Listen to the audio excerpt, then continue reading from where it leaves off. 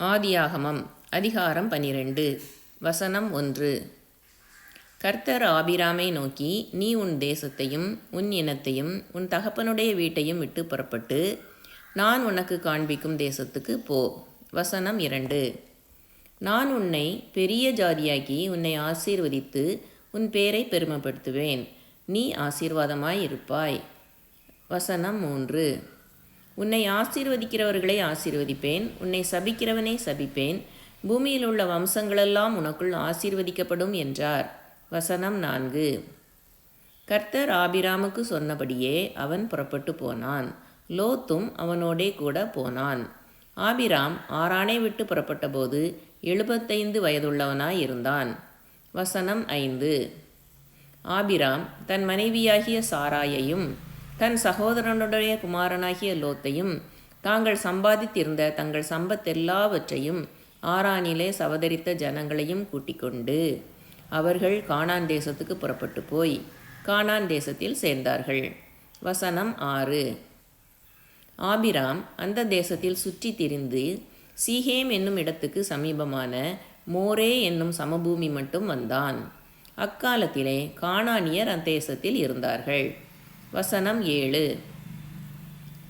கர்த்தர் ஆபிராமுக்கு தரிசனமாகி, உன் சந்ததிக்கு இந்த தேசத்தை கொடுப்பேன் என்றார். அப்பொழுது அவன் உனக்கு தரிசனமான கர்த்தருக்கு அங்கே ஒரு பலிபீடத்தை கட்டினான். வசனம் 8.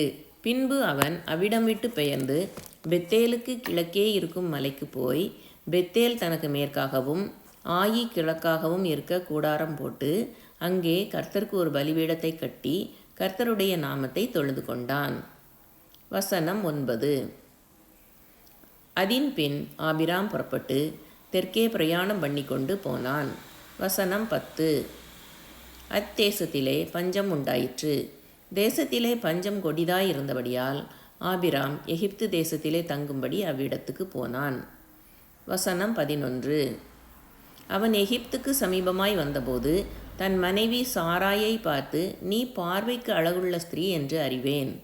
வசனம் 12.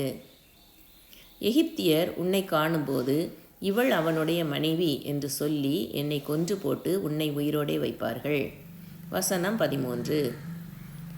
ஆகையால் உன் நிமித்தம் எனக்கு நன்மை உண்டாகும்படிக்கும் உன்னாலே என் உயிர் பிழைக்கும்படிக்கும் நீ உன்னை என் சகோதரி என்று சொல் என்றான். வசனம் 14.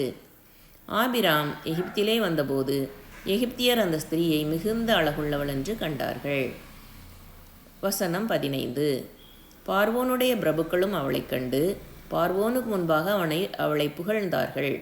அப்பொழுது அந்த ஸ்திரீ பார்வோனுடைய அரமனைக்கு கொண்டு போகப்பட்டாள். வசனம் 16.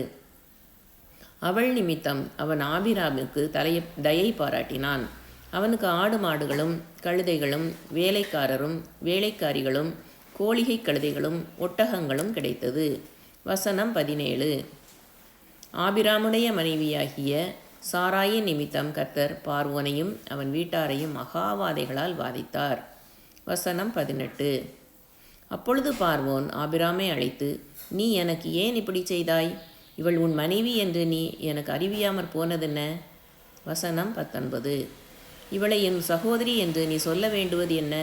இவைகளை நான் எனக்கு மனைவியாக கொண்டிருப்பேனே.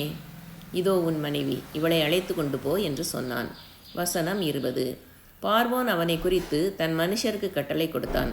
அவர்கள் அவனையும் அவன் மனைவியையும் அவனுக்கு உண்டான எல்லாவற்றையும் அனுப்பிவிட்டார்கள்.